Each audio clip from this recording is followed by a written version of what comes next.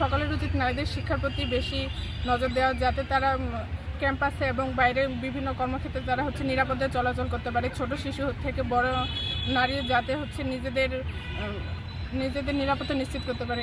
আমাদের শহরের তুলনায় গ্রামের মেয়েরা তুলনামূলকভাবে পিছিয়ে আছে। তো আমাদের উচিত শহরের মেয়েরা যেভাবে এগিয়ে যাচ্ছে এদের সাথে সাথে গ্রামের মেয়েরা যাতে এগিয়ে যায়, এইসব কিছু নিয়ে কাজ করা উচিত।